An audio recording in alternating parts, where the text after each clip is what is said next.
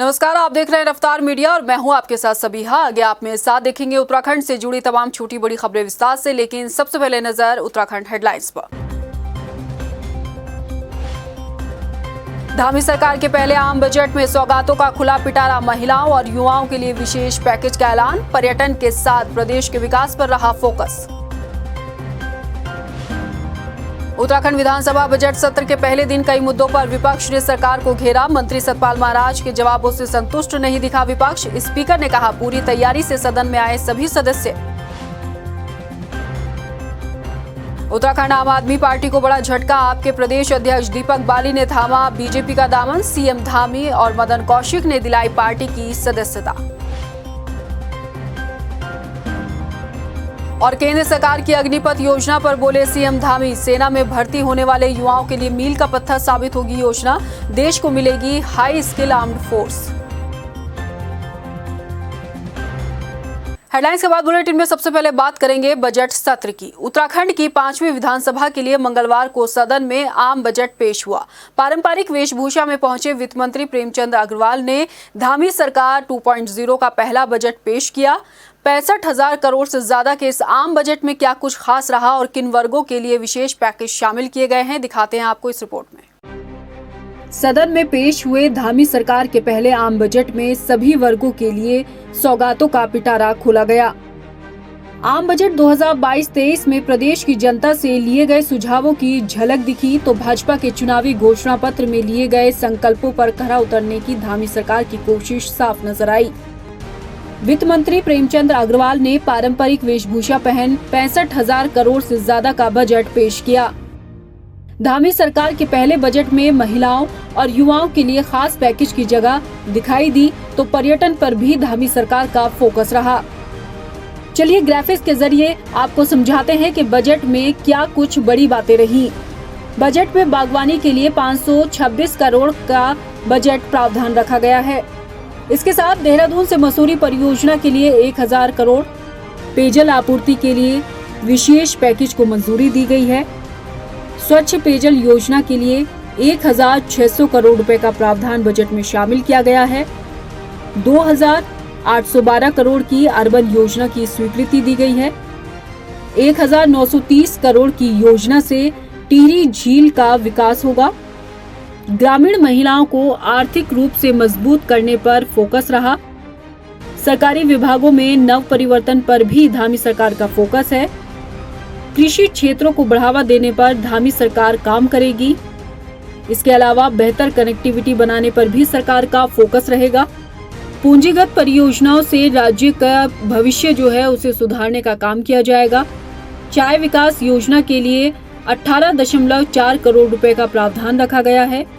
चाय बागानों को tea tourism के लिए तैयार किया जाएगा। इसके अलावा कॉमन सिविल कोड की कमेटी के लिए 5 करोड़ रुपए का प्रावधान बजट में शामिल किया गया है। 1,216 पटवारियों को मोटरसाइकिल धामी सरकार मुहैया कराएगी। इसको भी बजट प्रावधान में शामिल किया गया है। उत्तराखंड के समग्र विकास के लिए हम लोगों ने हर विषय पे अपना फोकस किया है और मुझे खुशी है इस बात की कि हमने लगभग 65,571 करोड़ का ये बजट हमने दिया है।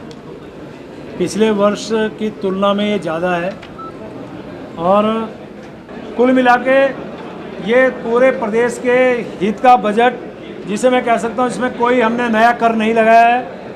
आय बढ़ाने के स्रोत को हम लोग देख रहे हैं और केंद्र सरकार की जो भी योजनाएं हमें मिलती हैं उनको मॉनिटरिंग करेंगे, ताकि हमारे यहाँ आप जानते हैं कि हमारा सीमित आय वाला प्रदेश है, तो हमारे को ज़्यादा से ज़्यादा केंद्र सहायतित जो भी योजनाएं मिलती हैं उसको मॉनिटरिंग करें ताकि और उसका हम लाभ ले सकें।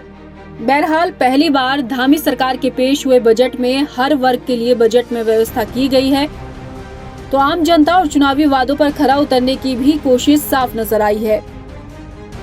बस अब जरूरत है कि इस बजट को धरातल पर जल्द से जल्द अमलीजामा पहनाने की, ताकि प्रदेश में हर वर्ग को धामी सरकार के आम बजट का लाभ मिले और राज्य तरक्की की राह पर आगे बढ़ सके।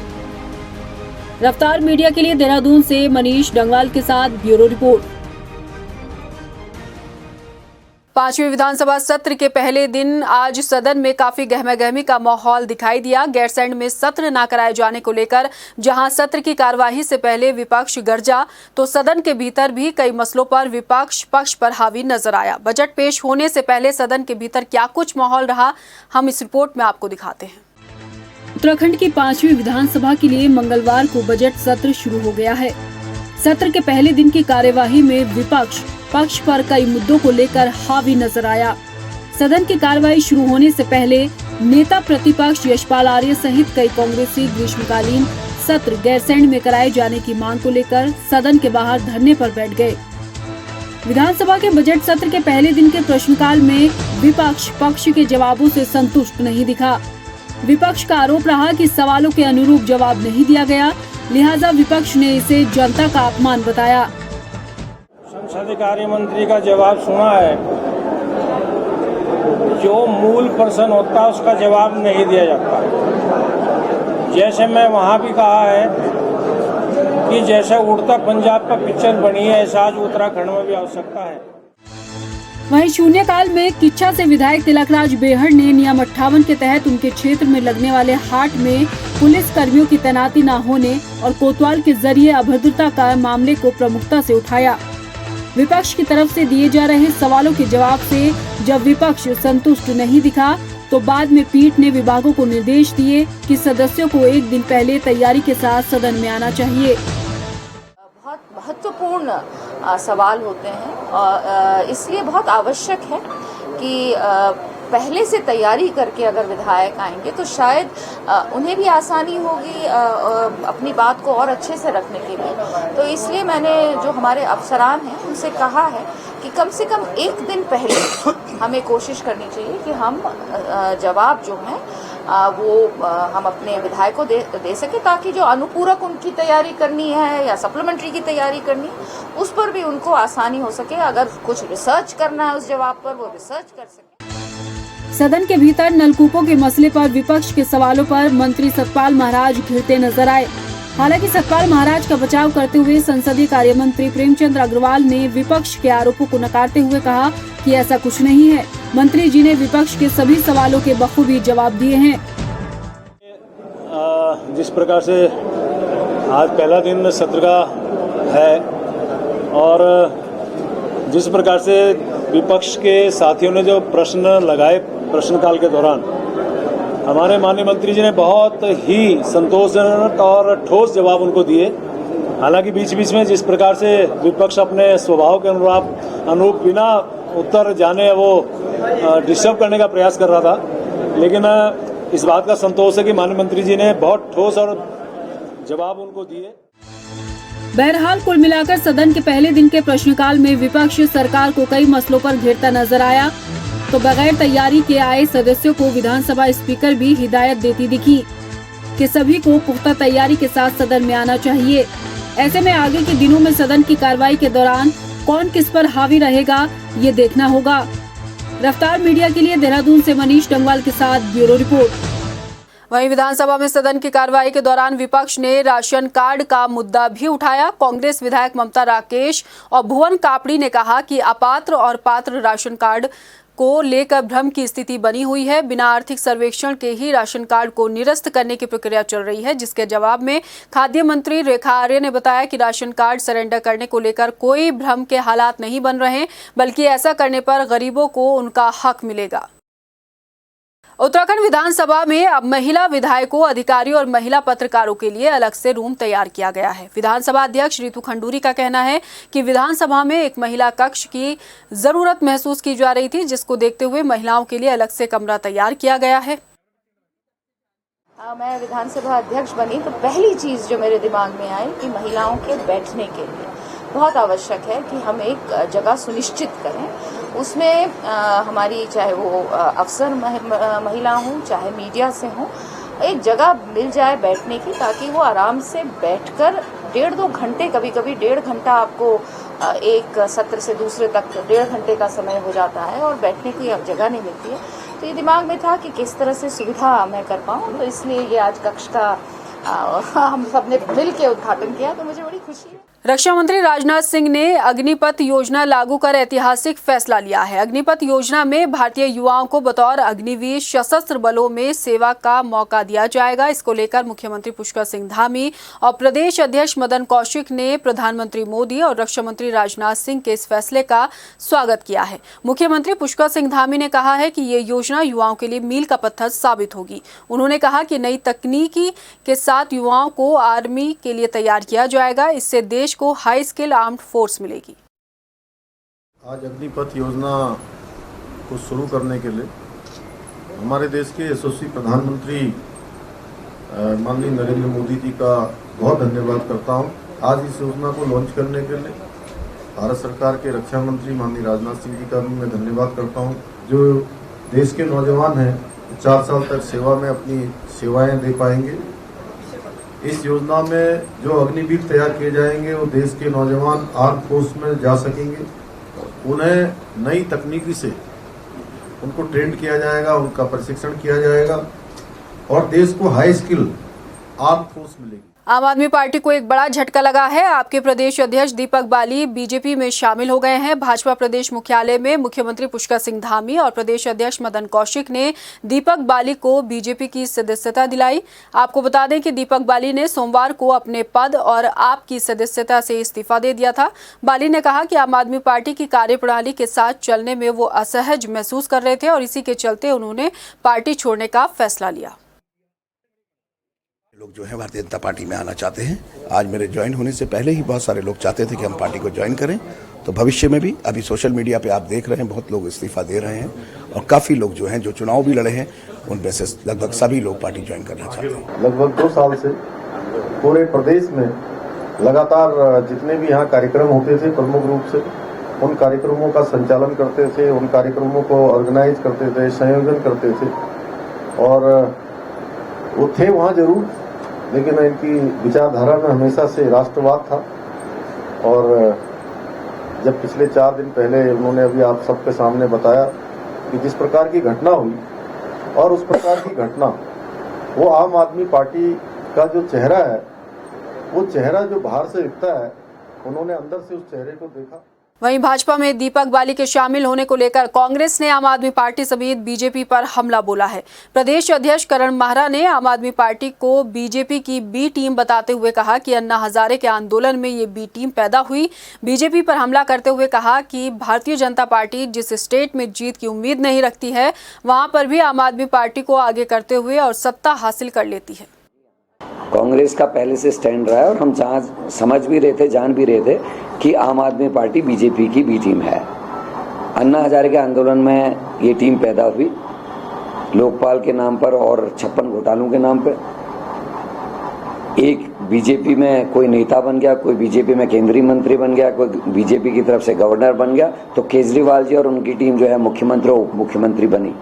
उत्तराखंड में कर्नल कोटियाल का बीजेपी में जाना, आज दीपक बाली जी का बीजेपी में जाना साबित कर गया इस बात को कि कांग्रेस सही कह रही है। राजधानी देहरादून में ज्यादातर पेट्रोल पंपों पर ग्राहकों का जमावड़ा देखने को मिल रहा है। पेट्रोल और डीजल की किल्लत को लेकर सोमवार देर रात फैली अफवाह से आधा शहर वाहनों में ईंधन भरने को लेकर सड़कों पर उतारू हो गया। इस दौरान जो भी पेट्रोल पंप खाली मिला वहीं पर वाहनों की लंबी लंबी कतारें दिखाई दी गई। हिंदुस्तान पेट्रोलियम के पंपों पर शनिवार रात से ही आपूर्ति बाधित होने पर ताले लग गए, जबकि इंडियन ऑयल और भारत पेट्रोलियम के पंप पर आपूर्ति सुचारू रूप से जारी रही। बताया जा रहा है कि सप्लाई में दिक्कत आने के कारण पेट्रोल पंप पर तेल की किल्लत हो रही है।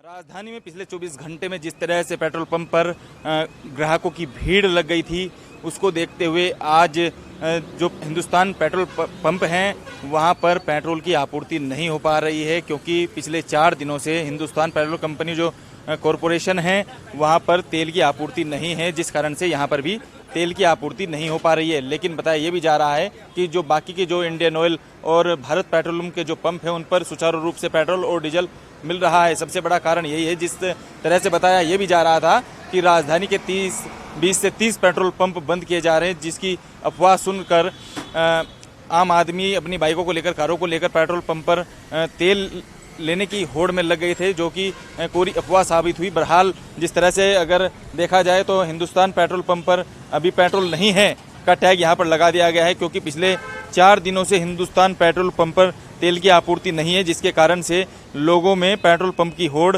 मच गई थी, जिसे देखते हुए आम जन ने अपनी गाड़ी और बाइकों में तेल भराना शुरू कर दिया था। कैमरा पर्सन अरविंद के साथ हितेश त्यागी, रफ्तार मीडिया, देहरादून। लोहाघाट के चोमेल प्राथमिक स्वास्थ्य केंद्र में आखिरकार 7 साल के बाद स्वास्थ्य विभाग ने एमबीबीएस डॉक्टर की तैनाती कर दी है। 7 साल के बाद डॉक्टर की तैनाती होने से पूरे क्षेत्र में खुशी की लहर है। ग्रामीणों ने स्वास्थ्य विभाग और सरकार का भी इसको लेकर आभार जताया है।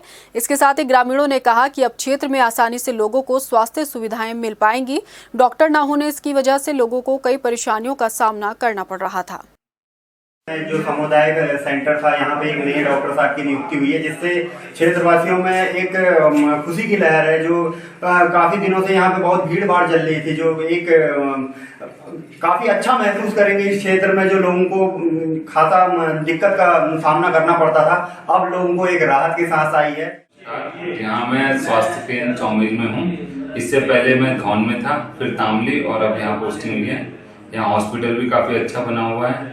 ओपीडी भी यहाँ काफ़ी अच्छी है, 35-40 करीब चले जाती है ओपीडी, और स्टाफ भी काफ़ी अच्छा है।